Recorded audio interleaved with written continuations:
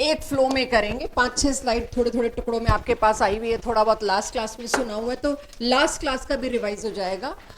Carbohydrate maximum coverage in JEE NEET. JEE NEET में proteins की coverage में सिर्फ आइसो इलेक्ट्रॉनिक पॉइंट मिल रहा है जेई में, और ना मेरे को कहीं न्यूक्लिक एसिड डीएनए आरएनए पे कोई क्वेश्चन दिखाई दे रहा है। हम पूरे 25 साल की बात कर रहे हैं, लास्ट 25 साल में, 25 के 25 साल में अगर कोई क्वेश्चन है तो कार्बोहाइड्रेट पे, एडिशनल है किसी शिफ्ट में तो बारी आई है न्यूक्लिक एसिड की। So carbohydrate we can not take for granted, right.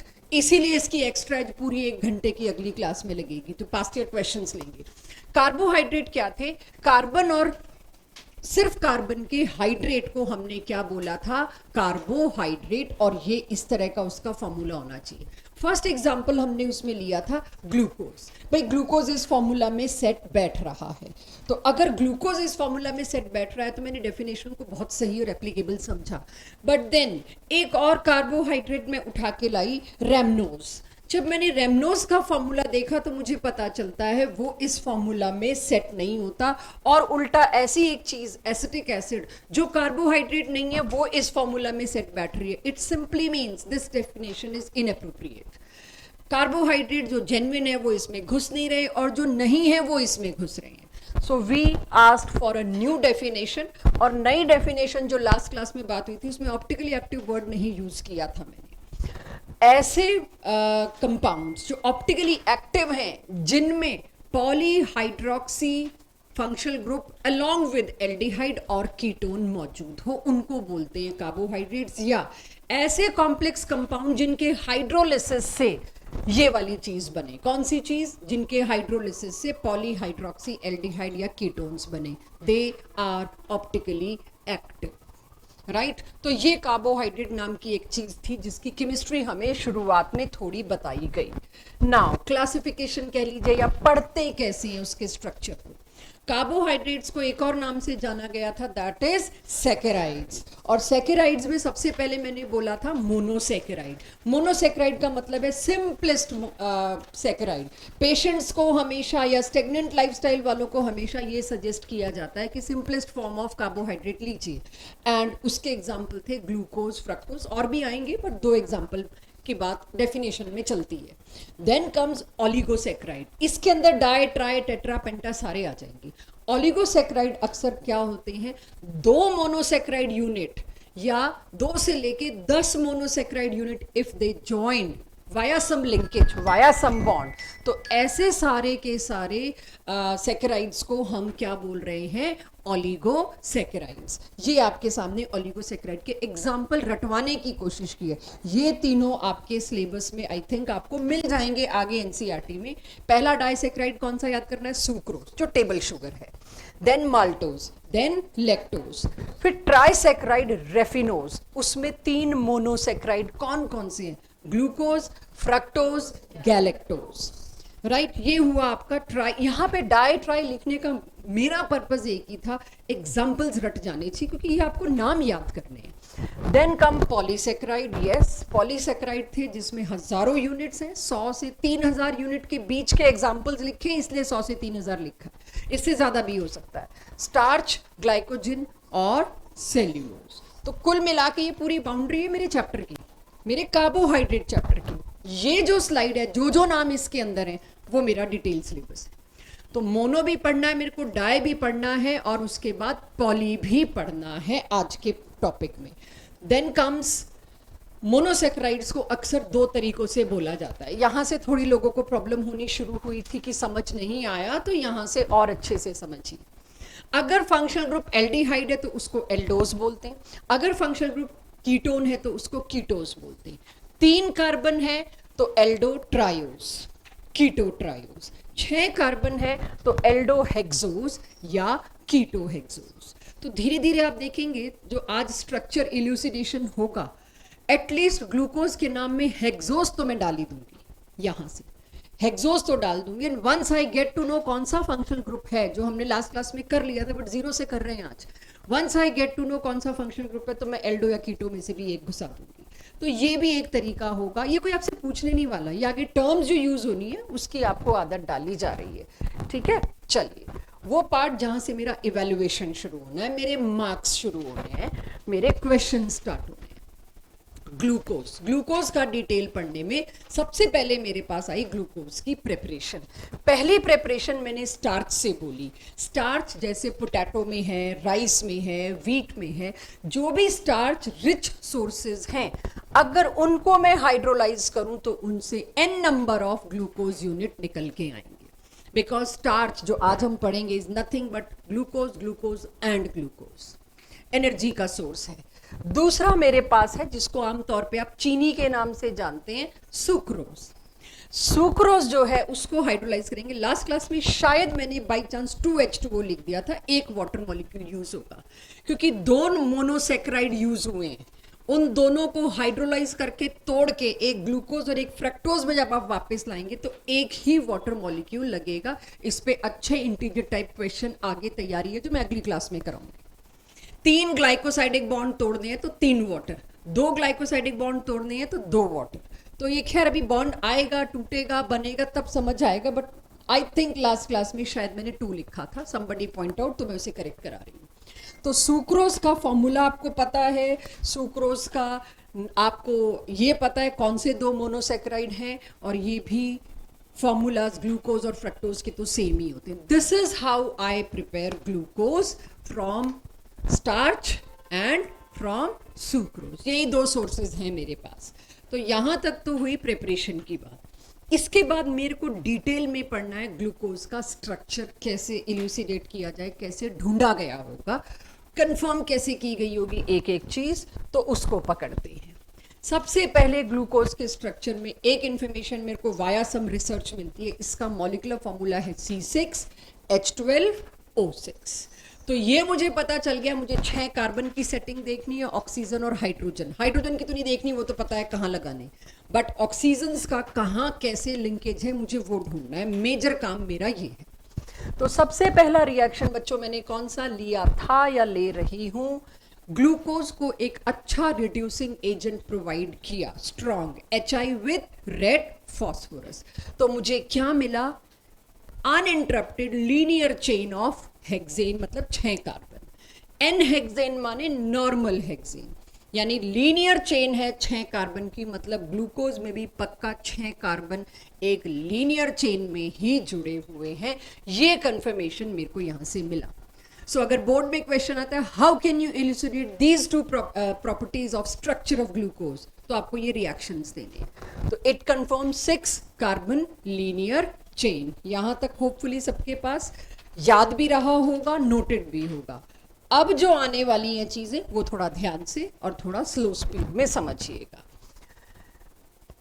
जब हमने ग्लूकोज के स्ट्रक्चर की बात की तो हमने 2 चीजें उठाई, एक HCN और एक हाइड्रोक्सिल अमीन, राइट। एक लिया हमने HCN और एक हमने लिया हाइड्रोक्सिल अमीन। अब अगर बच्चों हम देखें, इसमें 6 कार्बन की चेन तो फिक्स थी, मिल गई तो मैंने वो लिख दी, जितना मेरे को पता लग गया वो मैंने लिख दिया। अब मैंने हाइड्रोक्सिल अमीन जब लिया, ये सिर्फ और सिर्फ कार्बोनिल फंक्शनल ग्रुप से रिएक्ट करता है। इसी तरह से हाइड्रोजन साइनाइड मैंने लिया, ये दोनों कैरेक्टरिस्टिक रिएक्शन शो करते हैं सिर्फ और सिर्फ कार्बोनिल फंक्शनल ग्रुप से। और क्या रिएक्शन शो करते हैं, लास्ट क्लास में उतनी तसल्ली से बता नहीं पाई थी। ये आपका है HCN। अगर इसके आगे आप कार्बोनिल फंक्शनल ग्रुप ले आते C डबल बॉन्ड O, तो उसमें क्या होता है, C डबल बॉन्ड O जब आता है ये बॉन्ड टूटता है, एक के साथ H और एक के साथ CN, कुछ इस तरह से होता है। ये आप एल्डिहाइड कीटोन चैप्टर में पढ़ेंगे। तो ये रिएक्शन जो मैंने आपको अभी बात करी, फिर आगे और भी चीजें होती हैं, you will get to know later on. मैं उतना डिटेल नहीं ले रही जितना एल्डिहाइड कीटोन में आएगा। जब हमने देखा ऐसा कुछ NH2OH ऑक्सीम बना रहा है, तो NH2OH जो है ऑक्सीम सिर्फ एक ही चीज के साथ रिएक्ट करके बना सकता है, वो है carbonyl functional group. Similarly HCN के साथ साइनोहाइड्रिन बना रहा है, वो भी सिर्फ एक ही चीज के साथ कर सकता था, कार्बोनिल ग्रुप। 2 रिएक्शन, नॉट एक, 2 रिएक्शन मेरे को ये कंफर्म करने को आए पक्का कार्बोनिल फंक्शनल ग्रुप है। तो एक ऑक्सीजन तो सेट हुआ ग्लूकोज के फॉर्मूला में, C6 सेट हुए, H12 की मेरे को भी टेंशन ही नहीं, और O6 में एक O तो मेरा सेट हो गया, पक्का कार्बोनिल फंक्शनल ग्रुप है। यानी this confirms carbonyl means aldehyde और कीटोनिक ग्रुप। यहां तक किसी को कोई इशू था या है? तो आई एम वेटिंग एनीवन। तो अब मेरी अगली डिमांड क्या है? कौन सा कार्बोनिल? हाँ जी, ये अलग से आया है। यस, साइनाइड तो एक कार्बन बढ़ाने ही आता है, एसेंट ऑफ सीरीज। ग्लूकोज के ओरिजिनल 6 ही होंगे, अब CN और जुड़ गया, वो तो बाहर से आया। एसेंट ऑफ सीरीज कन्वर्जन में हमने देखा एक कार्बन आपको बढ़ाना है ना, तो आपको CN डालना है। Good observation. चलें आगे, कोई और डाउट किसी को? अब पॉइंट नंबर 4, मुझे नहीं पता एल्डिहाइड है कि कीटोन है, मैं कोशिश कर रही हूँ। मैंने एल्डिहाइड बनाया, अगर एल्डिहाइड है तो एज्यूम किया और उसको माइल्ड ऑक्सीडाइजिंग एजेंट दिया, अगर तो एसिड बन गया तो एल्डिहाइड ठीक लिया था, वरना कीटोन होगा जो जिद्दी होता है, जो माइल्ड छोड़ो स्ट्रॉन्ग से भी ऑक्सीडाइज नहीं होता। तो माइल्ड ऑक्सीडाइजिंग एजेंट का काम किया ब्रोमीन वाटर ने, and what I gate COOH functional group. It means पक्का इसमें एल्डिहाइड है, और एल्डिहाइड होगा फंक्शनल ग्रुप, वो टर्मिनल पे ही लगेगा, और प्रिंसिपल फंक्शनल ग्रुप उसी ने होना है। तो आज से ये फिक्स हो गया जी, इसका IUPAC नेम अगर कल को मेरे को लिखना भी पड़ा ना तो 1 तो इसको दूंगी, क्योंकि फंक्शनल ग्रुप यही है, प्रिंसिपल फंक्शनल ग्रुप यही है, तो 1 तो हमेशा इसी पे आएगा। चलिए वो बाद में बात करेंगे, बट यहां से क्या कंफर्मेशन आ गई? इसमें पक्का एल्डिहाइडिक फंक्शनल ग्रुप ही मौजूद था, राइट। अब आखिरी स्टेज पे पहुंचते हैं, बाकी के O कहाँ? H तो हम फिट कर देंगे वैलेंसी पूरी करने के लिए, बाकी के O कहाँ? इसको ध्यान से सुनेंगे। जब मैं ग्लूकोज ला रही हूं, अब ग्लूकोज में बच्चों मेरे को CHO कंफर्म हो गया, मेरे को 4 कार्बन कैसे लगे हैं वो मैंने ऐसी ब्रैकेट में डाल दी, कितना लंबा स्ट्रक्चर बार बार बनाऊं, और ये नीचे वाला कार्बन, ठीक है। सिर्फ इतना पता है मेरे को अभी तक, और कुछ नहीं पता। अब मैंने इसको अगेन एक स्ट्रॉन्ग ऑक्सीडाइजिंग एजेंट दिया, ऑक्सीडाइजिंग एजेंट दिया। स्ट्रॉन्ग और वीक की बात अभी मेरे को लगता है रुकना चाहिए। मैंने डाइल्यूट HNO3 दिया, वीक दिया, तो वीक ऑक्सीडाइजिंग एजेंट दिया, तो उससे तो पता ही है CHO का COOH हो जाना है, ये तो कोई दोबारा करने का तुक नहीं था। मैंने क्यों इसको किया? What I get saccharic acid. नीचे वाला अल्कोहल भी, नीचे वाला ग्रुप भी ऑक्सीडाइज हो गया। ये काम मैं पिछले रिएक्शन में भी कर सकती थी, दिखा सकती थी, क्यों नहीं दिखाया? क्योंकि मेरे को कहा गया कंफर्म करो एल्डिहाइड और कीटोन में से कुछ है, ये कैसे पता चला? तो मेरा फोकस यही होना चाहिए, और आप भी यही करेंगे। आप ये नहीं करेंगे कि यहां पे भी तो था एक, वो भी ऑक्सीडाइज करा दो, नहीं। When we are asked elucidate करिए एल्डिहाइड की प्रेजेंस, तो आपका फोकस एल्डिहाइड होना चाहिए, बाकी नहीं आप इल्यूसिडेट करने लग पड़ो उस वक्त, नो, राइट। यूं तो आप कह दोगे कि हमें पता है जो एसिड है उसमें 6 कार्बन की चेन है, आप HI वाला रिएक्शन भी मत करो। जब मैं इस रिएक्शन पे आती हूं और मैं कहती हूँ इससे सैक्रिक एसिड है, और सैक्रिक एसिड का स्ट्रक्चर पहले ही नोन है, तो हम तो 6 कार्बन की चेन भी यहीं से डिक्लेयर कर देंगे, क्यों रेड फॉस्फोरस और HI देंगे? So this is not going to work.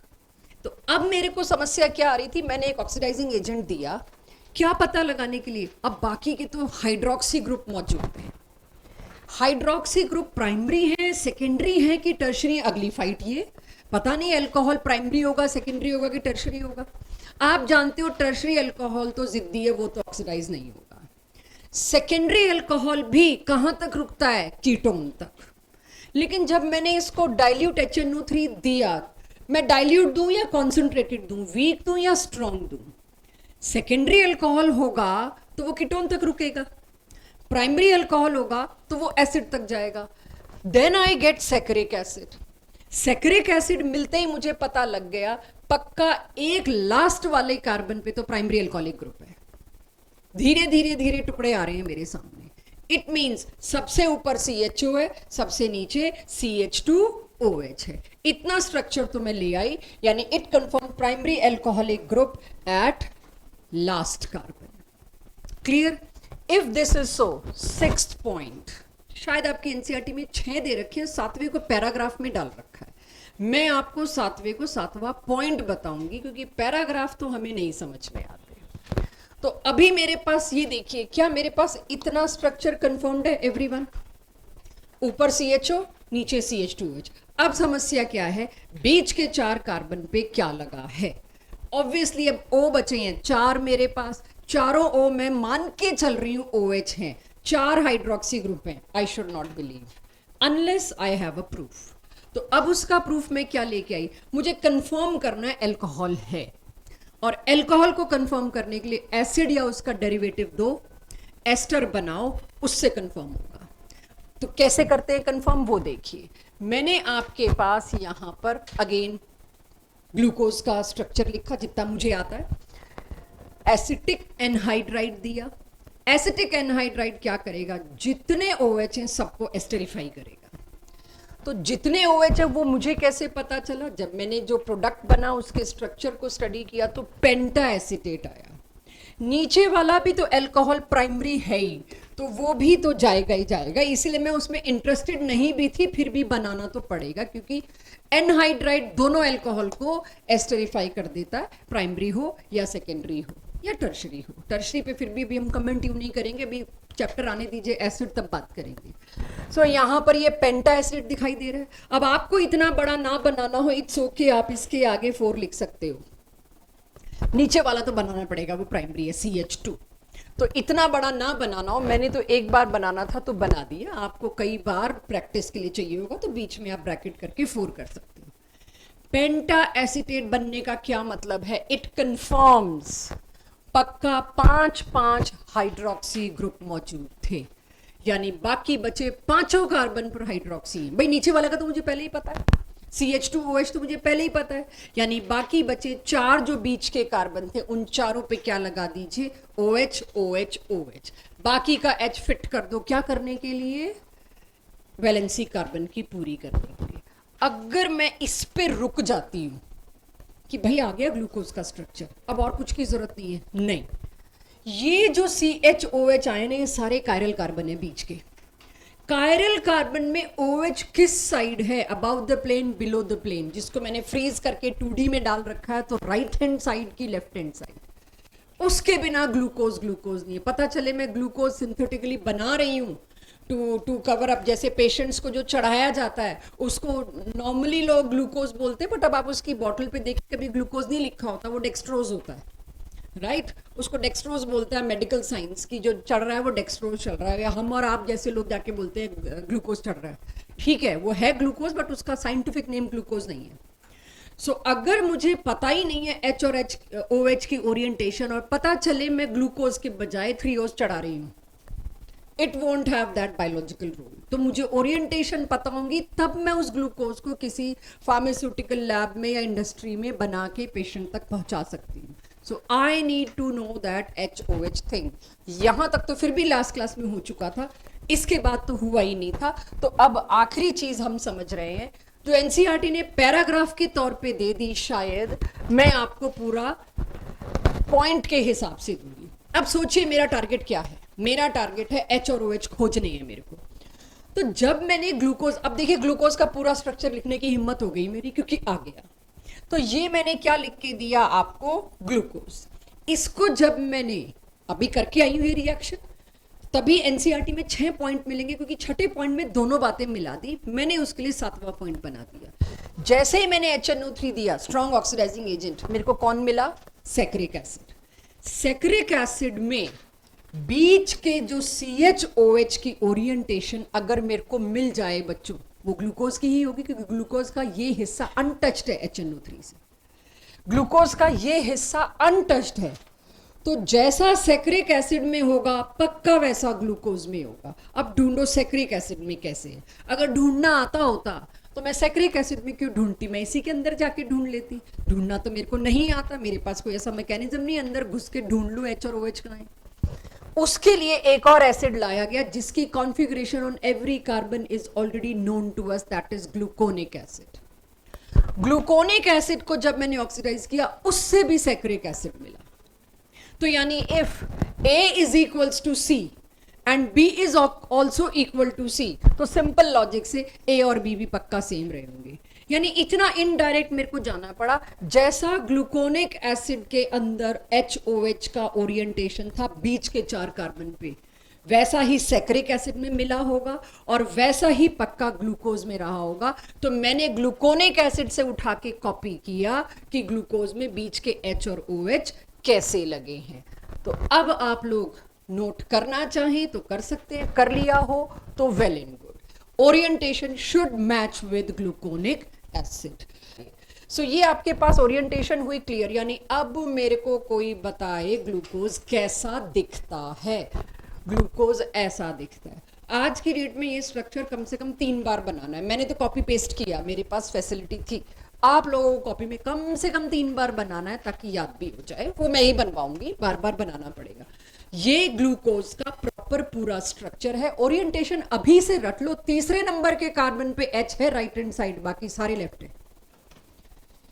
इसको अगर मैं कार्बन नंबर 1 बोलूं, इसको 2 बोलूं, इसको 3 बोलूं, तीसरे नंबर के कार्बन पे H है जो कि राइट हैंड साइड है। बाकी सब जगह पर अगर आप देखेंगे इसमें H राइट हैंड साइड है, बाकी सब जगह पर राइट हैंड साइड कौन है?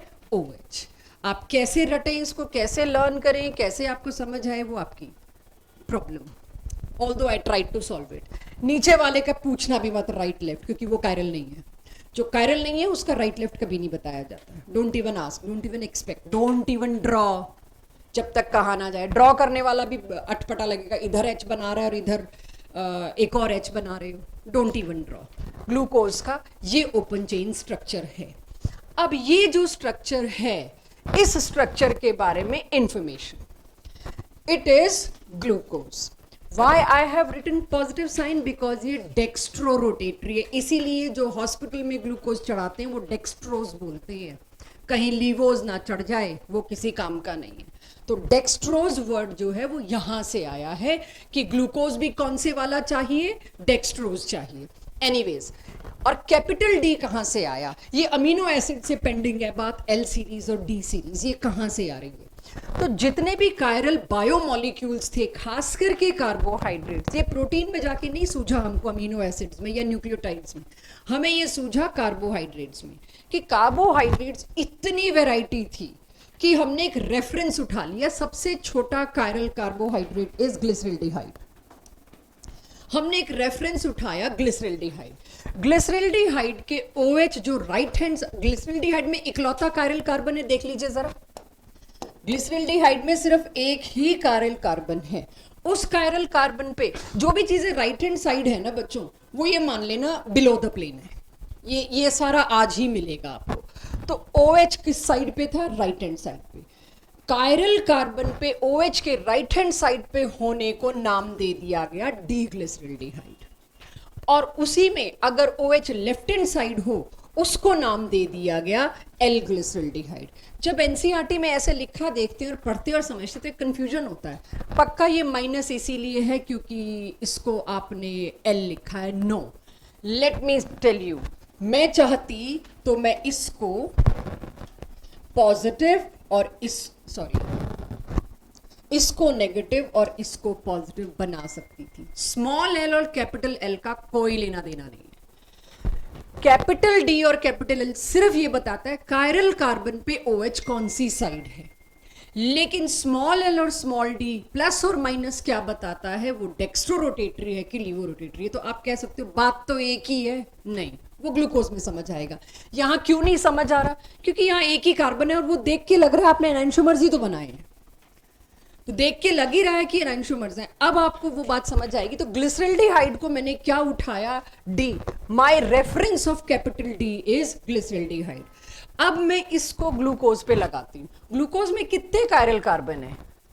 ये मोनोसैकेराइड है, इससे छोटा कार्बोहाइड्रेट नहीं है भाई। इसमें कौन सा इकलौता कायरल है? किससे तुम डिसाइड करोगे D और L?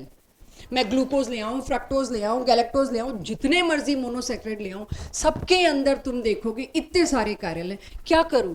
तब रेफरेंस काम आया। ग्लिसरल्डिहाइड के इकलौते कायरल कार्बन को आप ग्लूकोज के आखिरी कायरल कार्बन से रिलेट करोगे। तो जब ग्लूकोज के आखिरी कायरल कार्बन से इसको रिलेट करूंगी तो मुझे पता चलता है इसमें OH किधर आ रहा है? Right hand side. Then I will give the name D, right. और ये नेगेटिव ग्लूकोज भी हो सकता था, ये पॉजिटिव ग्लूकोज भी हो सकता था। अब मैं ये इस चीज में कंफ्यूज मत होइएगा कि डेक्स्ट्रो का मतलब कैपिटल D है, नहीं। तो can you now tell me what this capital D means? It means last chiral carbon पे OH की orientation. And what does this positive tells me? This positive tells me अगर glucose की solution के through मैं PPL भेजती हूँ, plane polarise light, तो उसका rotation will be on right hand side. तो this plus takes care of all chiralities and this D takes care of only one last chiral carbon. एक बार का बोर्ड का क्वेश्चन है, मैं दिखाऊंगी कैसे पूछा है कैपिटल डी और स्मॉल डी करके कि ये बताओ क्या है. तो आप लोग उसको सेम नहीं बताएंगे. क्लियर है इतना? नोटेड है? ये नोट कर लो अगर नोट नहीं हुआ है तो. यानी अब मेरे को ये पता होना चाहिए ग्लूकोज का नाम जब कभी आप इस चैप्टर में दोगे, कैपिटल डी नहीं दिया तो नंबर कटेंगे, प्लस नहीं लिखा, डेक्स्ट्रो नहीं लिखा तो नंबर कटेंगे. इट इज नॉट इंग्लिश कि आप ग्लूकोज की स्पेलिंग लिख के चलते बने. जो पढ़ाया जा रहा है फिर वो एक्सपेक्ट आपसे किया जाएगा. तो ओपन चेन स्ट्रक्चर रट गया सबको? ये ग्लूकोज का स्ट्रक्चर हमने डिक्लेयर कर दिया, ये है. फिर चल पड़े जी, ग्लूकोज आ गया. फिर कुछ लोग निकल के आए, 3-4 बातें बता दो. ठीक है, बताते हैं. सवाल पूछिए. तो कहीं से किसी ने ग्लूकोज पे पूरी स्टडी की और देखा ग्लूकोज के स्ट्रक्चर को अंडर माइक्रोस्कोप. ग्लूकोज 2 तरह के क्रिस्टल्स में मिल रहा है, that too I can pick them manually. इतना डिफरेंट क्रिस्टल था कि मैं मैनुअली अलग अलग पिक कर सकती हूँ अंडर द माइक्रोस्कोप. पर आप तो एक ही ग्लूकोज बता रहे हो. हाउ इज इट पॉसिबल कि ग्लूकोज के, वही बी पॉजिटिव ग्लूकोज के 2 अलग अलग स्ट्रक्चर? हो गई गड़बड़ शुरू. दूसरा पॉइंट किसी ने उठाया, अगर आप कहते हो इसमें कंफर्मेटरी एल्डिहाइडिक ग्रुप है, हाँ है, प्रूफ दे दिया, तो एल्डिहाइड के 3 और कैरेक्टरिस्टिक रिएक्शन हैं, वो भी ले आई मैं, वो भी ट्राई करो. नहीं मिले. फिर आप कैसे कह सकते हो एल्डिहाइड है? अगर एल्डिहाइड होता तो सारे एल्डिहाइड के रिएक्शन देता. सिर्फ वो ही 2 दिए जो तुमने बताए, मैं 3 बता रही हूं जो इसने दिए नहीं. कोई जवाब नहीं. तो इस तरह से कुछ क्वेश्चंस उठे और उस क्वेश्चंस को हम क्या पढ़ने वाले हैं, ये मैं पढ़ा चुकी हूँ. एक बार देख लीजिए, ये मैंने लास्ट क्लास में बता दिया था, जस्ट फॉर योर इन्फॉर्मेशन, कि कुल मिला के कितने स्टीरियो आइसोमर्स हैं. तो उन सवालों के जवाब मांगने हम चलते हैं under the heading limitations of open chain. Noted. फिर लिमिटेशन क्या है वो समझते हैं. इसने कुछ रिएक्शन जो एल्डिहाइड के कंफर्म्ड रिएक्शन होते हैं, रिएक्शन विद NaHSO3, अभी मैंने DNP लिखा है, धीरे धीरे आपको पता चल जाएगा. Di nitrophenyl hydrazine, 2,4 di nitrophenyl hydrazine later on. इनके थ्रू और एक और कैरेक्टरिस्टिक रिएक्शन होता है, शिफ्ट रिएजेंट के साथ रिएक्ट करता है अगर एल्डिहाइड है तो. तीनों ही रिएक्शन एल्डिहाइड के कैरेक्टरिस्टिक नहीं दे रहा. तो आपके ओपन चेन स्ट्रक्चर को चैलेंज दिया इन्होंने कि गलत है, कुछ मिसिंग है. ग्लूकोज की जो ऑक्सीम बन रहा है NH2OH के साथ, आज हमने बनाया कि ठीक है एल्डिहाइड के 2 कंफर्मेटरी रिएक्शन तो आए ना, एटलीस्ट NH2OH के साथ ऑक्सीम बनना और HCN के साथ साइनोहाइड्रिन बनना. तो अगर वो बन भी रहे थे तो जो ऑक्सीम बना ग्लूकोज का with NH2OH, glucose form oxime with NH2OH, लेकिन अगर मैं ग्लूकोज का पेंटा एसिटेट ले आऊं, वो नहीं बना रहा ऑक्सीम. अब क्या मतलब है इसका?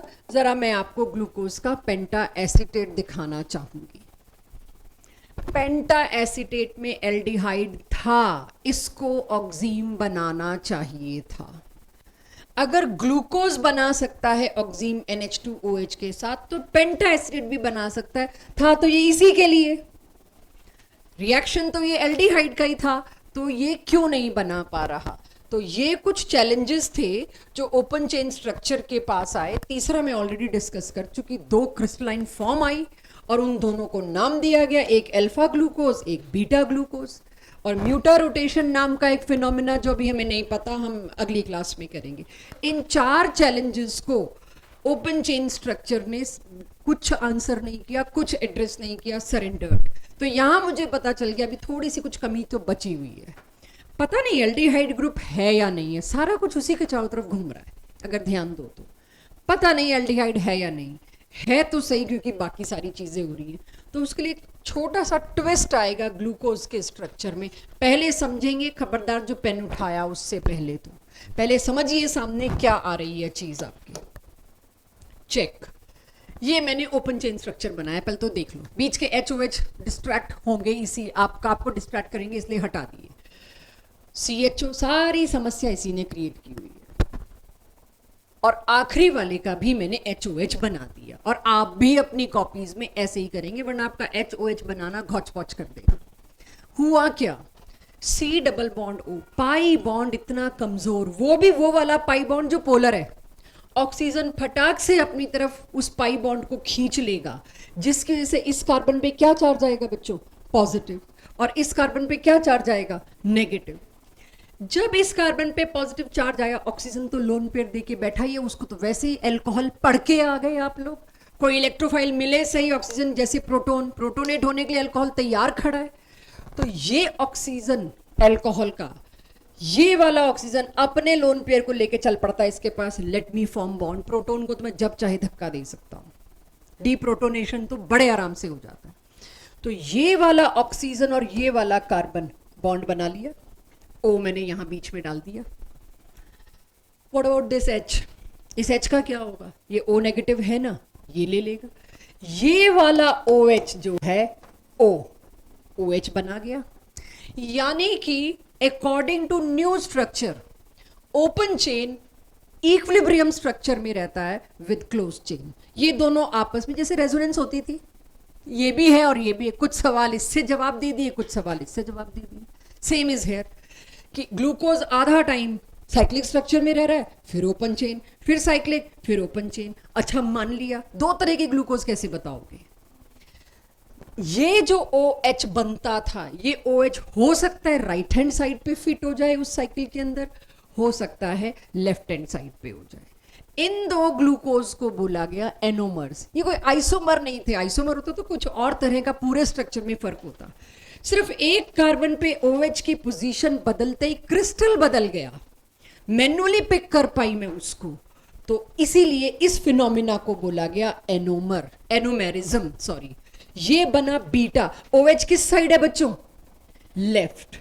जब भी OH लेफ्ट हैंड साइड पे है वो कहता है स्ट्रक्चर का नाम beta, OH right hand side पे है वो कहता है स्ट्रक्चर का नाम अल्फा। अभी भी नोट करने से पहले, क्योंकि नोट करते वक्त बहुत चीजें ध्यान रखनी है जो मैं बता रही हूं। एक सवाल मेरे पास आता है अक्सर, नंबर 2 पर, नंबर 3 पर, नंबर 4 पर भी तो OH थे, वो क्यों नहीं इस रिलेशनशिप में गए। इसको आप जब चैप्टर एल्डिहाइड का पढ़ेंगे आप एसिटल के नाम से जानेंगे इसको। उन्होंने क्यों नहीं एसिटल बनाया, खाली यही क्यों, 6 मेंबर्ड रिंग से ज्यादा स्टेबल कोई रिंग नहीं है। अगर ये वाला कार्बन दखल देता कि मेरे OH से बनाइए, तो 4 कार्बन 1 ऑक्सीजन, 5 मेंबर्ड रिंग होता। तो रिंग कौन सा कामयाब है ज्यादा स्टेबल नेचर में, 6 मेंबर्ड, इसीलिए इसी OH से हुआ। तो आज के बाद अगर मैं कहूं एक ग्लूकोज बना के आपको दूं, आप कैपिटल D लिखोगे, आप प्लस लिखोगे, और अल्फा या बीटा भी लिखना पड़ेगा कि अल्फा है कि बीटा है। तो अब मैं कह सकती हूं कार्बन नंबर 1 क्या कहलाता है, एनोमेरिक कार्बन। कार्बन नंबर 5 क्या कहलाता है, क्या डिसाइड करता है, वो D सीरीज है कि L सीरीज है। तो एक एक कार्बन के लिए कुछ कुछ आ ही जा रहा है मेरे पास।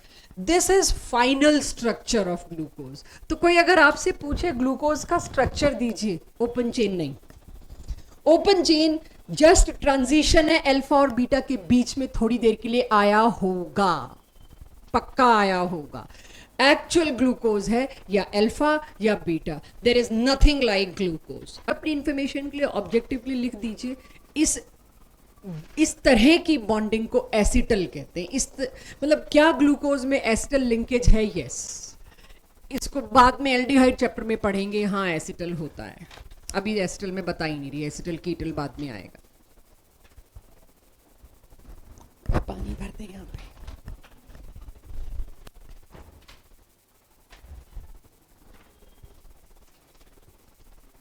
सो एनोमेरिक कार्बन समझ आ गया। अगर कल को कोई पूछे what do you mean by anomerism, बता देंगे। फिनोमिना इन विच ग्लूकोज के कार्बन नंबर 1 पे H और OH की ओरिएंटेशन अलग हो रही है, इस फिनोमिना को हम एनोमेरिज्म कहते हैं। Carbon number 1 is anomeric carbon, 1 is alpha, other is beta. 6 membered ring, acetal, हर छोटी छोटी चीज आपके पास आनी चाहिए।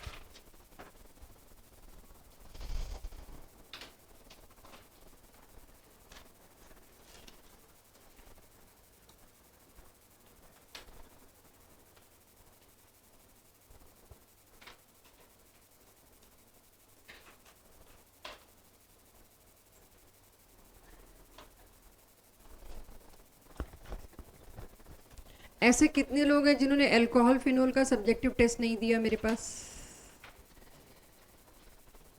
कोई है ऐसा? सबने दे दिया? चलूं आगे, बन गया बच्चों? चलो अब तो भाई फाइनल क्या है? Glucose open chain? No, final है ग्लूकोज का साइक्लिक। अभी एक्सप्लेन करेंगे लिमिटेशंस को, लेकिन ग्लूकोज का साइक्लिक स्ट्रक्चर जो मैंने बनाया, कैन आई से ये अल्फा है कि बीटा है? कुछ कर सकती हूँ मैं हेल्प इस पे? आप कर सकते हो हेल्प? ये अल्फा फॉर्म बनाइए कि beta? Alpha OH at right, ठीक है। चलिए अब यहां पर मेरे पास, अच्छा कैपिटल D भी है, मैंने OH राइट हैंड साइड पे ही बना रखा है। नाउ इसका नाम क्या है? ग्लूकोज? नहीं। अगर मैं देखूं अब ग्लूकोज कैसे है? साइक्लिक स्ट्रक्चर आ गया, कुछ तो और सोचना पड़ेगा। 5 कार्बन और 1 ऑक्सीजन की साइकिल, ऐसा एक हेट्रोसाइक्लिक कंपाउंड हमने IUPAC नॉमेनक्लेचर के दौरान किया था, और बहुत जगह मैंने रेजोनेंस वगैरह में ये वाला एग्जांपल दिया था कि इसमें होगी कि नहीं होगी, एरोमेटिसिटी आएगी कि नहीं आएगी, लॉट ऑफ थिंग्स। पायरन बोलते हैं इसको। पायरन में भी 5 कार्बन और 1 ऑक्सीजन, 10 लग रहा है, 1 ऑक्सीजन जो है वो आपके सामने है साइकिल में। तो कहीं ना कहीं इसमें भी जो साइक्लिक स्ट्रक्चर आया है वो 5 कार्बन और 1 ऑक्सीजन का है। तो क्यों ना पायरन से रिलेटेड दें कि इसका न्यूक्लियस, इसका स्केलेटन, इसकी बैकबोन जो है वो बिल्कुल पायरन जैसी है, तो इसको बोल दिया गया पायरेनोज। तो अब इस स्लाइड से हम कहते हैं रिप ग्लूकोज। अब ग्लूकोज गया आपके पास। अब ग्लूकोज वर्ड आपने बोला तो आप 10वीं कक्षा के छात्र हैं, राइट? अब इसको क्या बोलेंगे? पायरेनोज। पूरा नाम पायरेनोज नहीं है ऑफ कोर्स, अभी बताऊंगी। तो पायरेनोज, अब हर बार ऐसा स्ट्रक्चर बनाना पड़े तो मैं ग्लूकोज के 2 रिएक्शन मांग लूं, मेरे तो 5 मिनट तो इसी में गए इस स्ट्रक्चर को बनाने में। तो प्लीज इजी करिए। तो इजी करने के लिए, जैसे आपने क्लास 11th में न्यूमैन प्रोजेक्शन और हेवॉर्थ प्रोजेक्शन, शायद न्यूमैन देखा था, आई थिंक हेवॉर्थ शायद नहीं देखा हो, मुझे जहाँ तक याद है वो रोटामर्स में, राइट, मींस एल्केन के स्टैगर्ड और एक्लिप्स्ड में, तो वो प्रोजेक्शंस आए थे चीज़ों को आसान करने के लिए। तो ग्लूकोज को अब हम हेवॉर्थ प्रोजेक्शन में लेके आते हैं कि ग्लूकोज, देखिए बच्चों, ये तो क्लियर हो रहा होगा आपको, पहले समझना, ये एक बार समझ लिया मेरा डाइसैकेराइड पॉलीसैकेराइड बहुत सूखी जाएगा, नहीं मैं वहां पे यही समझाती रह जाऊंगी। तो यही वो स्ट्रक्चर है। जितने भी बायो के टीचर मेरे आसपास हैं वो मुझसे एक बार चैप्टर स्टार्ट होने से पहले अपने बायो की क्लास में स्ट्रक्चर उनको भी समझना पड़ता है, क्योंकि केमिस्ट्री का है एक्चुअली और बायो में डाला हुआ है। सो प्लीज इसको ध्यान से समझिएगा। 5 कार्बन 1 ऑक्सीजन की साइकिल बनानी है। रूल है हेवॉर्थ प्रोजेक्शन का, 5 कार्बन और ऑक्सीजन की एक साइकिल आप बनाएंगे तो oxygen has to be on this side top, right side top पे ही बनाएंगे। आप यहां बना दें और हम ऑब्जेक्टिव में बना के देंगे। अगर हमने यहां बना दिया मतलब स्ट्रक्चर हमने पलट के दिया है, ये चेक होगा आपका। इसकी प्रैक्टिस अगली क्लास में होगी टेस्ट के बाद, पहले बेसिक आए मेरे को, तो वो सारी प्रैक्टिस नेक्स्ट क्लास में आएगी। यानी इसी साइड ऑक्सीजन होगा और कार्बन नंबर 1 यही होगा, you can not start from there. तो ये हेवॉर्थ प्रोजेक्शन का रूल है, आपको प्रोजेक्शन ऐसे ही देना है। और जो भी चीज लेफ्ट हैंड साइड पे है उसको अबव द प्लेन, यानी कि रेदर जो चीज अबव द प्लेन थी उसको हमने इसमें इस तरह से शो किया। और फिशर प्रोजेक्शन में चल रहा था, ये प्रोजेक्शन कौन सा है? Fischer projection. फिशर प्रोजेक्शन में राइट हैंड साइड पे वो चीज रखते थे जो बिलो द प्लेन होती थी। तो हेवॉर्थ में क्या किया गया, जो भी आपके इस डायग्राम में लेफ्ट में आया उसको ऊपर रखिए अबव द प्लेन, जो राइट में आया उसको समझिए वो पक्का बिलो द प्लेन था। तो ऐसा कुछ है। तो carbon number 1 OH right hand side, ये अल्फा ग्लूकोज चल रहा है, तो राइट हैंड साइड है तो कहाँ बनाना पड़ेगा? नीचे। चेक करिएगा कोई गलती तो नहीं है मुझसे, बहुत मेहनत किया, बहुत लंबे नोट्स बनाए, चेक कीजिए कोई भी कार्बन में लोकेशन में मुझसे गलती हुई हो हेवॉर्थ प्रोजेक्शन में, फ्रॉम फिशर टू हेवॉर्थ। ये बनाना, दिस इज योर ग्लूकोज, इतना सा भी आपने चेंज किया आपका गड़बड़ हो जाएगा आंसर, वो भी हम अभी समझाएंगे कैसे। इस ग्लूकोज को अब अगर कोई आपसे अब 1 नंबर का बोर्ड में क्वेश्चन पूछता है, ड्रॉ स्ट्रक्चर ऑफ ग्लूकोज, और तुम ओपन चेन बना के आते हो, sorry, this is glucose, it will explain all the limitations also. So ये कौन सा ग्लूकोज बना है चेक करना, ये है ग्लूकोज का नाम, ग्लूकोज इज नॉट ग्लूकोज। और ये एक बारी बोर्ड का क्वेश्चन है, signify each and every symbol and word used here. तो आपको ये भी एक्सप्लेन करना था, वहां बस स्मॉल डी था, ये भी एक्सप्लेन करना था, ये भी। और ये बहुत पुराना क्वेश्चन बता रही हूँ, पायरेनोज क्यों दिया मैंने, why I am calling it aldohexose, हर शब्द में एक रीजन है, ये है ग्लूकोज एक्चुअली। तो जब आपका D positive alpha pyranose aldohexose आ जाए ना, तब ग्लूकोज कंप्लीट होता है। कि अब ग्लूकोज के स्ट्रक्चर का सारा डिटेल मेरे पास आ गया, बस I need to explain limitations of open structure by ring structure. Open structure की जो जो लिमिटेशंस थी, या हर वो चीज जो एक्सप्लेन नहीं हो पाई थी, उसको अब एक्सप्लेन करते हैं। यहां सबसे पहली चीज आप ये बात कर रहे थे, सबसे पहला चैलेंज जो मेरे को लगता है मिला, वो ये मिला कि सिलेक्टिव था आपका भाई। एल्डिहाइड आप NH2OH और HCN से रिएक्ट करा रहे हो, तो एल्डिहाइड मिल रहा है जो होता है, लेकिन वहीं पर NaHSO3 या शिफ्स वाला या DNP ये वाले रिएजेंट क्यों नहीं एल्डिहाइड से रिएक्ट किए? एक्चुअली में there exist an equilibrium, equilibrium exist करता है। एल्डिहाइड एक फंक्शनल ग्रुप सिर्फ ओपन चेन में मौजूद था, क्लोज चेन में रिंग स्ट्रक्चर में CHO था ही नहीं। वो किस लिंकेज में बिजी हो गया? एसिटल, वो घुस गया एसिटल लिंकेज में। There is no free aldehyde group in beta और अल्फा फॉर्म। तो जो NH2OH या HCN रिएजेंट थे, दे वर सो स्ट्रॉन्ग कि वो इस इक्विलिब्रियम को डिस्टर्ब करके बीटा को भी ओपन में ले आए, अगर अल्फा था तो उसको भी ओपन में ले आए, and I got the reaction. But DNP या शिफ्स ये सारे रिएजेंट्स जो थे, दे वर नॉट स्ट्रॉन्ग इनफ कि वो इस इक्विलिब्रियम को डिस्टर्ब करते और अल्फा या बीटा को उठा के ओपन में लाते। एक टाइम पे ग्लूकोज की कुछ परसेंटेज बीटा में होती है, कुछ अल्फा में होती है, ओपन तो होता ही नहीं है। बीटा से अल्फा जाते वक्त रास्ते में ओपन बनता है। तो रिएजेंट इतने वीक थे, वो रिएजेंट जो वीक थे वो इस इक्विलिब्रियम को तोड़ के ओपन में ला ही नहीं पाए और एल्डिहाइड के कैरेक्टरिस्टिक टेस्ट नहीं दे पाए। लेकिन जो रिएजेंट स्ट्रॉन्ग थे उन्होंने तोड़ा, इक्विलिब्रियम को एक साइड किया और ओपन चेन इतना बन गया कि वो साइनोहाइड्रिन बना पाए, ऑक्सीन बना पाए। तो पहला एक्सप्लेनेशन तो मेरे पास, यार ये सारा मैंने कोशिश की लिखने की, because NCERT is not giving explanation, it is just giving limitations, और एक ही लाइन में सारी एक्सप्लेनेशन दे दी जो कभी समझ नहीं आती। थोड़ा सा इस हिस्से को NCERT ने अच्छे से हैंडल नहीं किया है, जबकि सिलेबस में एक लाइन लिख के छोड़ दी। वाई इज इट सो, इसके बारे में बात ही नहीं करी। तो पहला एक्सप्लेनेशन तो ये मिला मेरे को। दूसरा मेरे पास क्या मुद्दा था, क्या लिमिटेशन आई थी? एक तो आई थी भाई मैनुअली पिक कैसे कर सकते हैं दो इतने डिफरेंट क्रिस्टल्स, वो तो खैर आप एनोमर से बता ही लोगे, बट आई होप पहला आपको समझ आ गया। दूसरा समझ लीजिए, फिर इकट्ठा नोट करना। एक और जो रिएक्शन बेस्ड लिमिटेशन था, पेंटा एसीटेट जो था, वो अगर आप याद करें, पेंटा एसीटेट मैंने अभी उसमें दिखाया भी था। लिमिटेशंस में क्या लिखा है मैंने? पेंटा एसीटेट में एक रिएक्शन हो रहा है, एक नहीं हो रहा, राइट? एल्डिहाइड की कैरेक्टरिस्टिक रिएक्शन में एक हो रहा है, एक नहीं हो रहा। तो ग्लूकोज का पेंटा एसीटेट जो है वो भी साइक्लिक फॉर्म में एग्जिस्ट करता है। तो ये रहा ग्लूकोज का पेंटा एसीटेट साइक्लिक फॉर्म में। अगर वो साइक्लिक फॉर्म में एग्जिस्ट कर रहा है कहीं पर भी, अगर आप देखें, OH है एल्कोहलिक ग्रुप? नहीं है, OH तो नहीं दिखाई दे रहा कहीं भाई, बाकी के तो एसिडेट में गए। एक CHO से मुझे उम्मीद थी थोड़ी, या इधर वाले से थी, मतलब OH ग्रुप फ्री नहीं है, एसिडल लिंकेज में गया। एसिडल लिंकेज में कौन दो चीजें लगी है? एक तो एल्डिहाइड फंक्शनल ग्रुप और एक पांचवें कार्बन का OH। इसके पास कोई फ्री OH ग्रुप नहीं था, इसीलिए ये वापस एल्डिहाइड ग्रुप में जा ही नहीं पाया, इक्विलिब्रियम नहीं बना। ग्लूकोज ओपन चेन, इधर क्या है ग्लूकोज का? Alpha form. इन दोनों में क्या चल रहा है? इक्विलिब्रियम। ओपन चेन था, अल्फा में जा रहा था, अल्फा था, ओपन चेन में आ रहा था। बीच में जहां रास्ते में मौका मिला, NH2OH ने ऑक्सीन बना दिया और HCN ने अपना साइनोहाइड्रिन बना दिया। मौका मिलने का मतलब क्या है? इक्विलिब्रियम तोड़ने का मतलब क्या है? इक्विलिब्रियम तोड़ने से मुझे एक बात समझ में आई, ये बॉन्ड जब चाहे हाइड्रोलाइज होके वापस आ रहा है इसके अंदर। अगर आप सोचो ये बॉन्ड बना है तो ये बॉन्ड वापस आ रहा है, इक्विलिब्रियम तोड़ने का मतलब तो यही है, दिस। लेकिन यहां पर इस बॉन्ड को तोड़ने की कैपेबिलिटी किन में है? वही ये काम कर सकते हैं।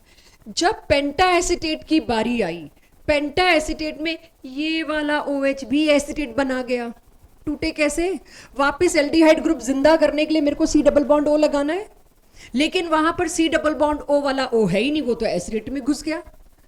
तो यहां एल्डिहाइड ग्रुप वापस आ ही नहीं पाया पेंटा एसीटेट के केस में। तो पेंटा एसीटेट के केस में जब एल्डिहाइड ग्रुप जिंदा नहीं हो पाया, वापस नहीं आ पाया, तो फिर वो उसका कैरेक्टरिस्टिक रिएक्शन कैसे देगा? सो ये वाले दोनों पॉइंट, सॉरी, ये वाले दोनों पॉइंट आप अब नोट कर सकते हैं कि NH2OH इतना स्ट्रॉन्ग है, किस तरह से उसने स्ट्रक्चर ओपन किया नॉर्मली, लेकिन पेंटा एसिडेट में क्यों नहीं किया, ये आप समझिए। एंड नाउ नोट डाउन, वो सारा डिटेल जो ग्लूकोज के लिए किया, फ्रक्टोज के लिए नहीं पढ़ाया गया, ना सिलेबस में डाला गया, सीधे फ्रक्टोज का आपको स्ट्रक्चर दिया। तो ग्लूकोज का जिस तरह से हमने स्ट्रक्चर इल्यूसिडेशन किया, वैसे फ्रक्टोज का किया गया होगा, बट मुझे नहीं बताया गया। फ्रक्टोज, ये ग्लूकोज क्या था? डी सीरीज थी, फ्रक्टोज भी क्या है? D series. ग्लूकोज पॉजिटिव था, फ्रक्टोज क्या है? Levorotatory. Glucose was dextrorotatory, fructose is levorotatory. तो एक चीज बदल रही है। दूसरी चीज, फ्रक्टोज में एल्डिहाइड नहीं है, फ्रक्टोज में कौन है? कीटोन। अब कीटोन है तो पहले कार्बन पे तो हो नहीं सकता, कीटोन है तो it has to be on second, third, what but मिला कहां पे? सेकेंड कार्बन पे। तो ये मेरे पास फ्रक्टोज, मेरे साथ साथ बनाए प्लीज, ये मेरे पास फ्रक्टोज का स्ट्रक्चर आया ओपन चेन, वही एक प्राइमरी अल्कोहलिक ग्रुप है, बाकी के एक और ऊपर प्राइमरी अल्कोहलिक ग्रुप है, दो तो हुए प्राइमरी अल्कोहलिक ग्रुप, बीच में 3 और अल्कोहल कौन से हैं? सेकेंडरी, और कीटोन फंक्शनल ग्रुप आया। तो फ्रक्टोज में कीटोन और ग्लूकोज में एल्डिहाइड फंक्शनल ग्रुप होता है। एक इस चीज को समझें। दूसरा, फ्रक्टोज का cyclic structure ditto copy same, वही सब कुछ हुआ। किस किस के बीच हुआ होगा? कीटोन के सेकेंड नंबर के कार्बन, सॉरी फ्रक्टोज के, और इधर जो 5वां कार्बन रहा होगा, तो उनके बीच जब साइकिल बनी, तो ये मेरे पास फ्रक्टोज का साइक्लिक स्ट्रक्चर। पहले पूछना चाह रही,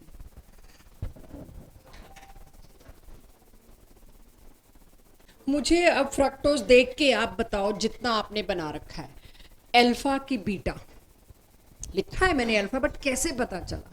एनोमेरिक कार्बन कौन सा है? 1 5 4 3 2। एनोमेरिक कार्बन कौन है जो डिसाइड कर रहा है अल्फा बीटा? मैंने नीचे अल्फा लिखा हुआ है, नंबर 2 फंक्शनल ग्रुप वाला, ऑफ कोर्स। अब रिलेट करो, एल्डिहाइड में 1 ही क्यों था? फंक्शनल ग्रुप वाला, साइक्लिक बन ही उससे रहा था, चॉइस उसी के OH के पास थी, मैं राइट पे लगूं कि लेफ्ट पे, क्योंकि डबल बॉन्ड O तोड़ के लग रहा था। यहां फ्रक्टोज में कौन से कार्बन पे चॉइस है? Functional group ketone. अब कीटोन फंक्शनल ग्रुप 2 पे था, तो यहां पर anomeric carbon is carbon number 2। तो ये एनोमेरिक है, और OH कहां है? नीचे। नीचे वाला क्या था? Right hand side, right hand side था, तो क्या बन गया? अल्फा।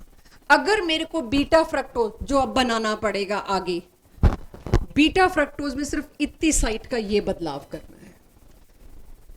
अगर बीटा फ्रक्टोज कोई मेरे से मांगे, तो मैं कार्बन नंबर 2 पर ये दे रही हूं आपको। बीटा मीन्स OH गया ऊपर, ऊपर गया मतलब left hand side of these structures. तो अब आप ये देखिए, कार्बन नंबर 2 जो डिसाइडर बन रहा था, जो कीटल लिंकेज में था, एसिटल और कीटल, कीटोन होता है तो कीटल बोल देते हैं, तो ये नंबर 2 पे OH राइट में है तो अल्फा, लेफ्ट में है तो बीटा। राइट को हम कहां रखते हैं? नीचे। तो अल्फा और बीटा एनोमेरिज्म पहचानना आपको आना चाहिए। आ गया फ्रक्टोज सबके पास? तो यहां मोनोसेक्राइड्स खत्म हुए। मेन हिस्सा जो डिफिकल्टी का था वो मेरे लिए खत्म, कार्बोहाइड्रेट, जिसमें हम पढ़ाने से पहले डरते हैं बच्चों पे क्या बीतेगी कि इनको कैसे साइक्लिक पे लेके जाएं ग्लूकोज। तो अब मेन हिस्सा तो हो गया खत्म, मोनोसेक्राइड्स। अब बचता है डाइसेक्राइड और पॉलीसेक्राइड। तो फ्रक्टोज आई होप थोड़ा थोड़ा आप लोगों को याद रहे, जब जरूरत पड़ेगी बात करेंगे। अब आ जाता है मेरे पास डाइसेक्राइड। पहला डाइसेक्राइड कौन है? सुक्रोज। मैं ये पढ़ा हूं, उससे पहले एक छोटी सी चीज समझाना चाह रही हूं, जिसको अभी नोट करने का फायदा नहीं है। कोई भी एल्डिहाइड, राइट, कोई भी aldehyde, there are few cases benzaldehyde वगैरह, वो हम उस चैप्टर में पढ़ेंगे जब बात होगी। एल्डिहाइड्स जो है एक रिएजेंट होता है टोलेंस, सिल्वर नाइट्रेट है बेसिकली, उसके साथ हम कुछ और एक दो चीजें डालते हैं तो उसको टोलेंस नाम दे देते हैं। टोलेंस रिएजेंट अगर आप किसी भी एल्डिहाइड को देते हो तो उससे सिल्वर डिपॉजिट होता है और इस टेस्ट को सिल्वर मिरर टेस्ट के नाम से जाना जाता है। कैरेक्टरिस्टिक ऑफ एल्डिहाइड, तो जब एल्डिहाइड कीटोन चैप्टर आप पढ़ेंगे तो आपसे पूछा जाएगा ब्यूटेनॉल और ब्यूटेनोन में कैसे डिस्टिंग्विश करोगे टोलेंस से। टोलेंस दीजिए, ब्यूटेनॉल सिल्वर मिरर देगा और ब्यूटेनोन नहीं देगा। तो सिल्वर मिरर टेस्ट, सिल्वर के ग्रैन्यूल्स बनते हैं। जब आप टोलेंस टेस्ट करेंगे लैब में कराया जाएगा, 12th क्लास का प्रैक्टिकल है ये, और हम भी एल्डिहाइड कीटोन चैप्टर में करेंगे तो इसकी और डिटेल में बात करेंगे कि वो सिल्वर मिरर पढ़ के लगता है शीशे जैसा सिल्वर मिरर दिखेगा, बट ऐसा कुछ नहीं होता है। सिल्वर ढूंढना पड़ता है उसके अंदर कहाँ है और सिल्वर मिरर आ गया जी, बोलना भी पड़ता है। सो सिल्वर अगर डिपॉजिट होता है तो हम कहते हैं एल्डिहाइड कन्फर्म्ड है। Tollens reagent is mild oxidising agent, जिससे कीटोन रिएक्ट नहीं करता, जिससे सिर्फ कौन रिएक्ट करता है, एल्डिहाइड। अब क्या मैं कह सकती हूं aldehyde is reduced by Tollens या aldehyde is oxidised by Tollens? Oxidise. Aldehyde क्या हुआ, ऑक्सीडाइज, तो इतना तो याद है।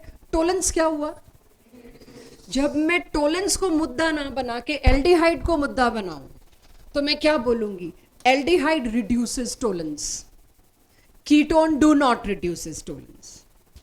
ठीक है, ये बात मैं एल्डिहाइड कीटोन चैप्टर से लाई और यहां पे कोशिश करूंगी बात करने की। जब मैं सुक्रोज उठा के लाई, सुक्रोज क्या है, जो आपसे आज क्लास के स्टार्ट में भी बात करी थी, टेबल शुगर, राइट। सुक्रोज एक डेक्स्ट्रो रोटेटरी शुगर है, एक डेक्स्ट्रो रोटेटरी डाइसेक्राइड है which is sweet in test.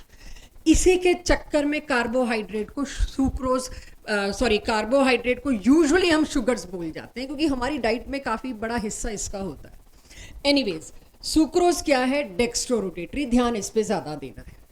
जब मैंने इसको हाइड्रोलाइज किया, ग्लूकोज की प्रिपरेशन में सेम रिएक्शन आया था, उससे क्या बना, एक ग्लूकोज एक फ्रक्टोज। अब ग्लूकोज फ्रक्टोज आप डिटेल में पढ़ चुके हैं। Glucose is D, capital D, fructose is also capital D, लेकिन ग्लूकोज क्या था, अल्फा, फ्रक्टोज क्या मिला, बीटा। इसीलिए पिछली स्लाइड में बीटा बनवाया था मैंने कि मेरे को बीटा चाहिए होगा आगे।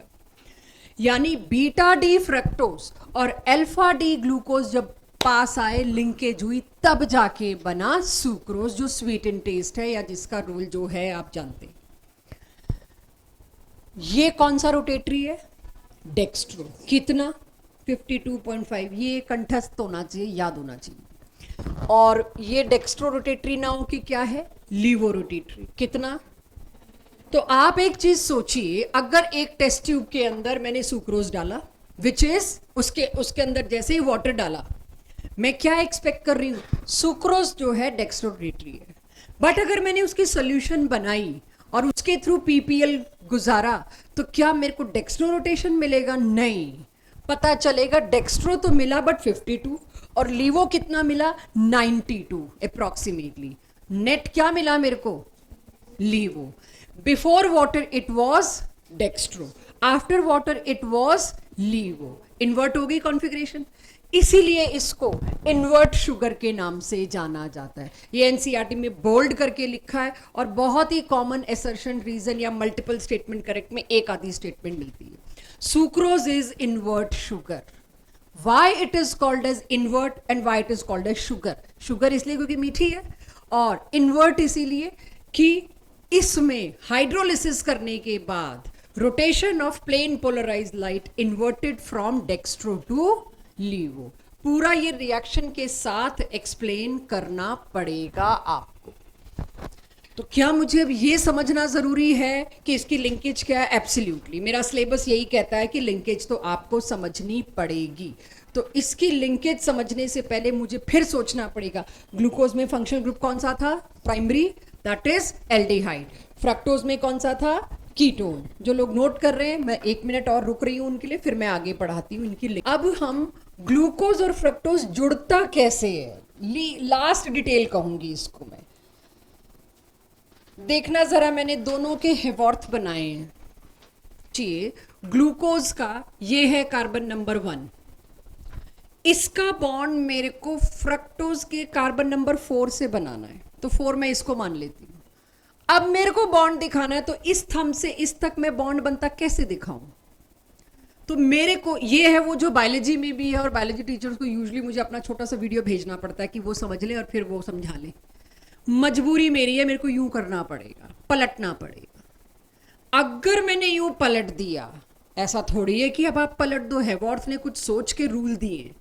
अगर आपने एक रोटेशन 180 डिग्री कर दिया, तो बच्चों जो अबव द प्लेन था रोटेट करने में, वो किधर हो गया? अब बिलो द प्लेन हो गया। तो मेरे को इस रोटेशन को फॉरबिडन, यानी इस रोटेशन को इग्नोर करने के लिए क्या करना पड़ेगा? हर कार्बन पे जो लगे थे फ्लिप कर दो। हर वो चीज जो अबव द प्लेन थी, अब मेरे को रोटेट करना है, सुक्रोज का बॉन्ड दिखाना है, हर वो चीज जो अबव द प्लेन थी, जो राइट हैंड साइड थी, अब कहां हो जाएगी? Left hand side. 2 wrong makes 1 right here. एक गलती आपने, लाइफ में ऐसा कतई नहीं है, एक गलती आपने ये करी, दूसरी गलती आप क्या कर दीजिए? फ्लिप कर दीजिए। 2 गलतियों से फ्रक्टोज मेरा वापस वही का वही आ गया जो आना चाहिए था। तो अब देखिए, जब मैंने उल्टा किया और मैं कौन सा ले रही हूं? Beta. Just check, beta fructose क्या था?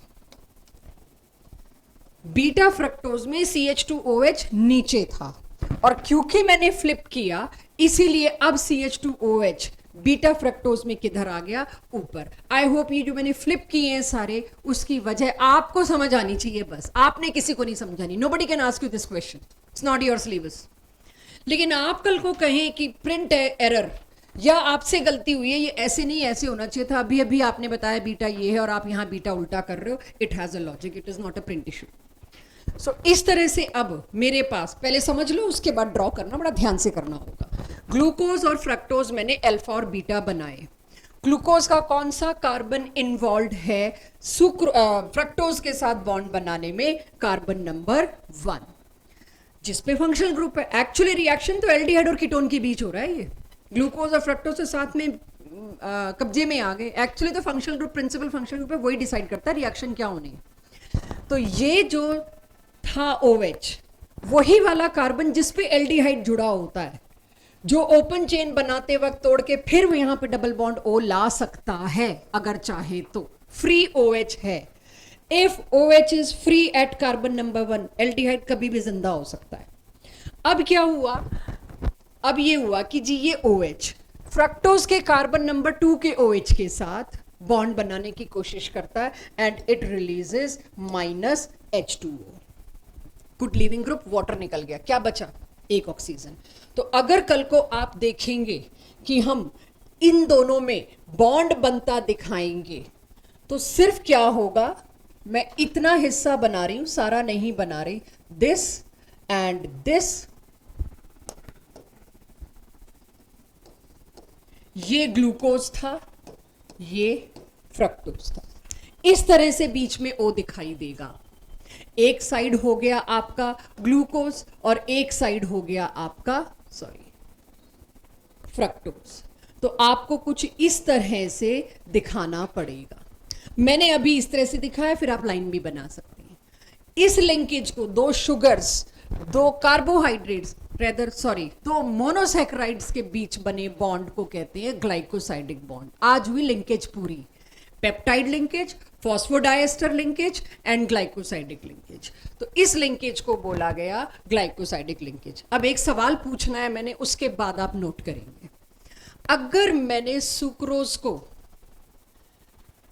टोलेंस दिया, क्या ये टोलेंस को रिड्यूस करेगा? परी, अक्षिता, न्योनिका, क्या ये टोलेंस को रिड्यूस करेगा? टोलेंस को रिड्यूस करने के लिए इसको एक ही चीज चाहिए, एल्डिहाइड ग्रुप जिंदा हो सके बस।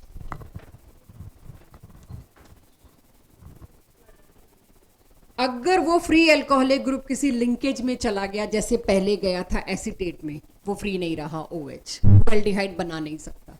यहां भी अगर OH किसी लिंकेज में घुस गया, वापस एल्डिहाइडिक ग्रुप नहीं आ सकता। तो क्या ये टोलेंस को रिड्यूस करेगा? नहीं करेगा। क्यों नहीं करेगा ये पूछा जाता है। बिकॉज अच्छा, आप जब आगे आगे जाएंगे इक्का दुक्का कीटोन से भी हम टोलेंस कराएंगे। मैंने एक बहुत ही ऊपरी तौर पे आपको टोलेंस बताया, डेप्थ में नहीं गए, क्योंकि इसमें दोनों की दोनों यूनिट्स के functional group are not free, इसीलिए it is non reducing sugar. अब आपसे मैं एक नंबर का क्वेश्चन पूछ लूं, सुक्रोज नॉन रिड्यूसिंग शुगर क्यों है? Don't even try to draw this, एक नंबर में इतना बड़ा ड्रॉ नहीं करेंगे। तब आप कैसे जवाब देंगे? एक्सप्लेन तो करेंगे, सो करेंगे, साथ ही साथ उस वक्त आपको कैसे देना चाहिए वो मैं आपको बता देती हूं। सुक्रोज का मतलब है ग्लूकोज और फ्रक्टोज के बीच लिंकेज C1C2। जब ऐसे लिख देते हैं ना तो वो उसका शॉर्ट फॉर्म है। जैसे आपने इलेक्ट्रोकेमिकल सेल का स्टैंडर्ड नोटेशन देखा, इतने बड़े डायग्राम का इतना सा, वैसे ही ग्लाइकोसाइडिक लिंकेज का स्टैंडर्ड नोटेशन समझ लीजिए ये है। उसके बाद आप कंटिन्यू कर सकते हैं। ग्लूकोज के C1 और फ्रक्टोज के C2 के बीच ग्लाइकोसाइडिक लिंकेज की वजह से ना तो एल्डिहाइडिक फंक्शनल ग्रुप फ्री है ना कीटोनिक फंक्शनल ग्रुप फ्री है। That's why this is non reducing sugar. अब ये लिख सकते हैं आप, ग्लूकोज कौन सा है इसके अंदर, अल्फा की बीटा, और फ्रक्टोज कौन सा है?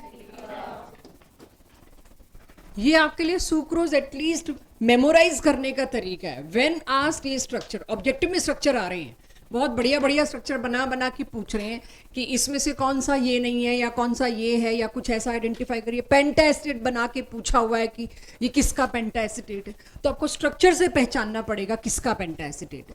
ठीक है, this glucose, this is carbon number 1। दूसरा ग्लूकोज भी तो ऐसे ही बनेगा, रूल है हेवॉर्थ का। अब अगर आपको 1 और 4 में बॉन्ड बनाना है तो फ्लिप नहीं करना पड़ेगा। अगर आपको 1 और 1 में बनाना पड़ता तो आपको ग्लूकोज को फ्लिप करना पड़ता और फिर वो सारे करते। ये आपके क्वेश्चंस आने वाले हैं कि सही स्ट्रक्चर आपको माल्टोज का पहचानना है। एनसीईआरटी में दे रखा है, बट मैं इतनी नहीं पकी पकाई खीर दे सकती। जब एक स्ट्रक्चर में समझा दिया, दूसरे में खुद दिमाग लगाना है।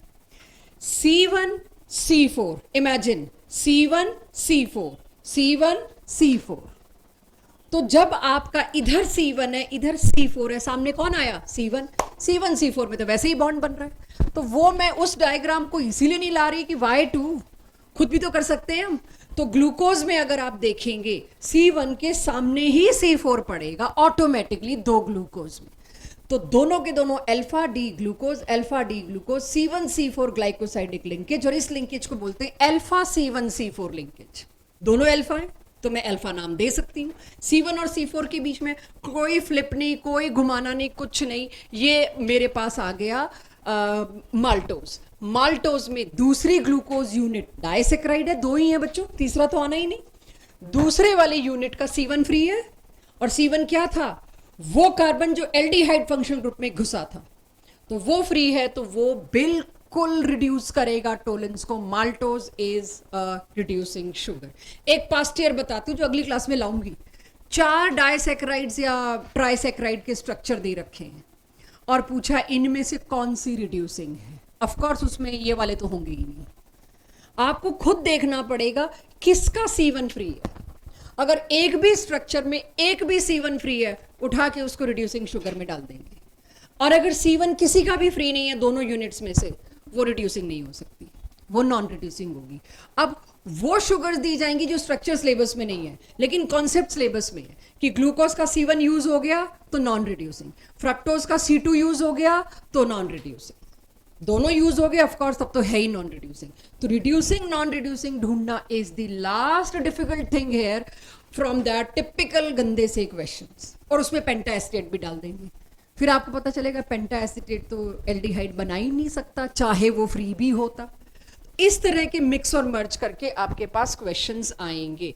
तो माल्टोज क्यों रिड्यूसिंग है, क्लियर हो गया सबको? नोट करिए जो भी करना है, जितना भी करना है। थोड़ा सा इसी में आप ट्रिक हो सकते हैं, बाकी नहीं। तीसरा डाइसेक्राइड जो आपके सिलेबस में है लैक्टोज, और लैक्टोज में और इंफॉर्मेशन खा गई मैं, क्यों बनाऊं? अपने आप देखेंगे बच्चे, गैलेक्टोज और ग्लूकोज। क्या इतना ही देख के पता लग रहा है ये रिड्यूसिंग होगा कि नॉन रिड्यूसिंग? C1 C4, किसी का C1 फ्री है, जब किसी का C1 फ्री है तो वो रिड्यूसिंग होगा। तो अब देखिए इंफॉर्मेशन छोटी से छोटी होती जाए, कॉन्सेप्ट आ जाना चाहिए। इसका पूरा डायग्राम एनसीईआरटी में दिया है, वही स्ट्रक्चर्स गैलेक्टोज का, ग्लूकोज का, आप खुद देखेंगे, राइट। तो लैक्टोज अगेन आपका जिम्मा, इतना कॉन्सेप्चुअली मुझे बताना था वो मैंने आपको बता दिया। 3 पॉलीसेक्राइड्स हैं जो आपकी लाइफ के लिए बहुत इंपॉर्टेंट है। One is starch, stored food material of plants, other is glycogen, stored food material of animals, and third is cellulose, जिसको रोजमर्रा की जिंदगी में आप लोग रफेज के नाम से जानते हैं, ठीक है। ये 3 चीजें हैं, तीनों के बारे में बहुत थोड़ी थोड़ी इंफॉर्मेशन आपसे बात करनी है।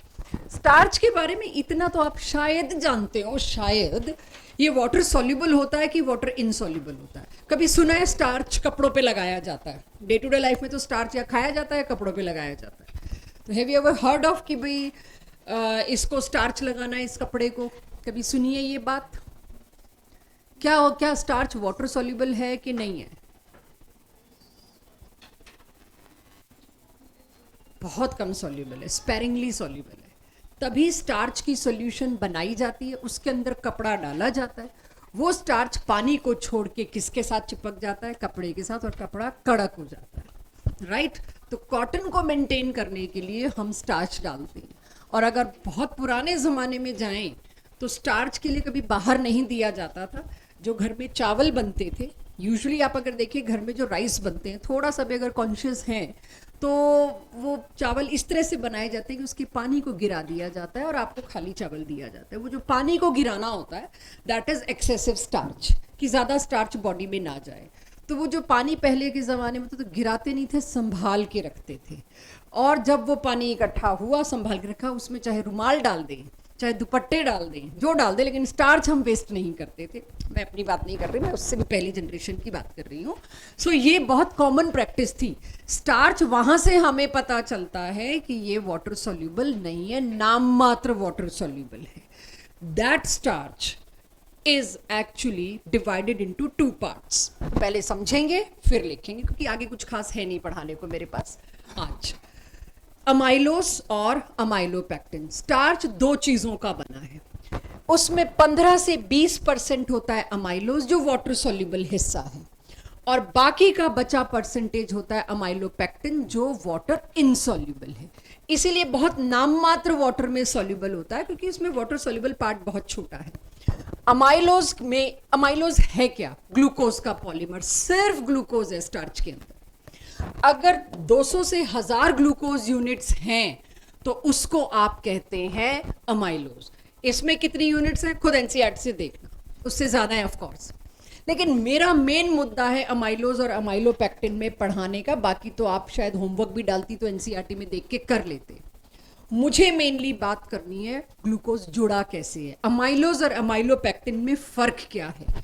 तो अमाइलोज में तो वही C1 C4, किसी और में भी आई है C1 C4 लिंकेज आज?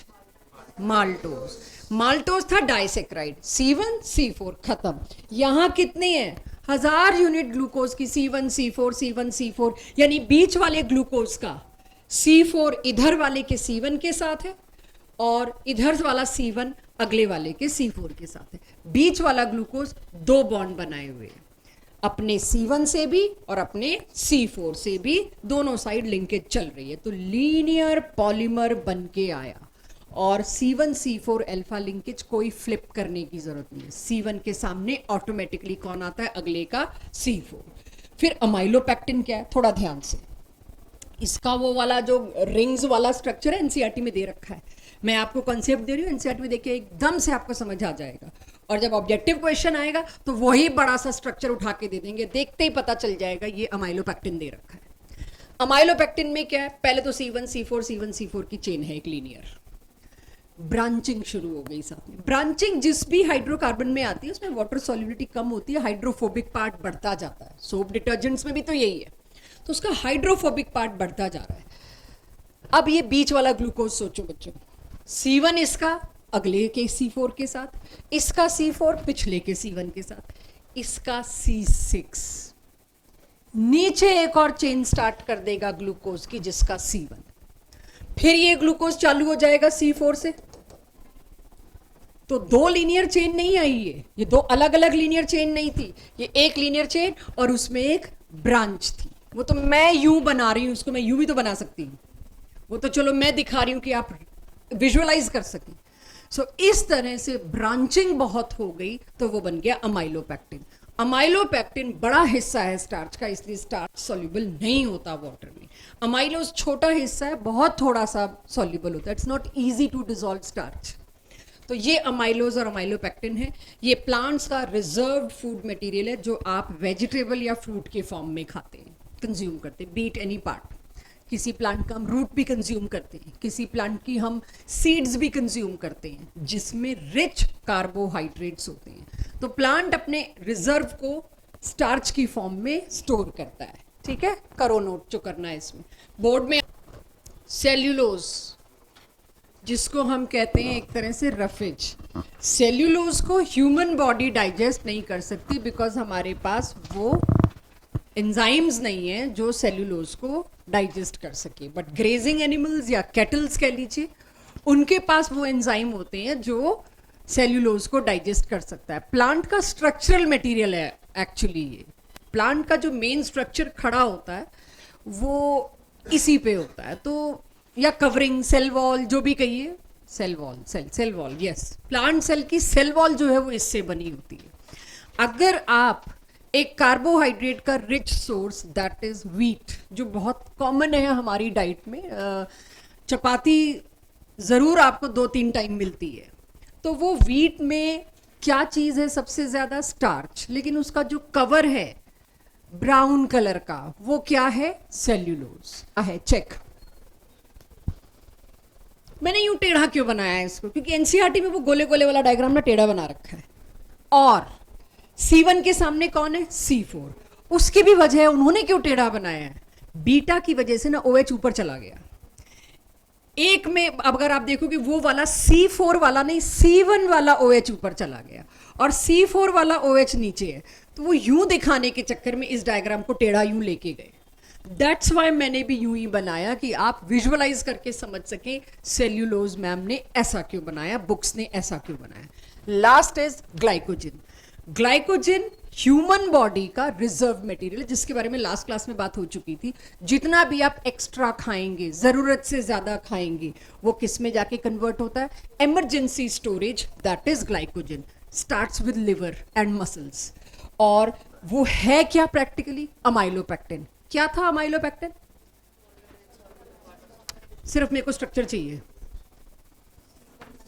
C1 C4 linear chain with C6 C1 branching, वो था अमाइलोपेक्टिन।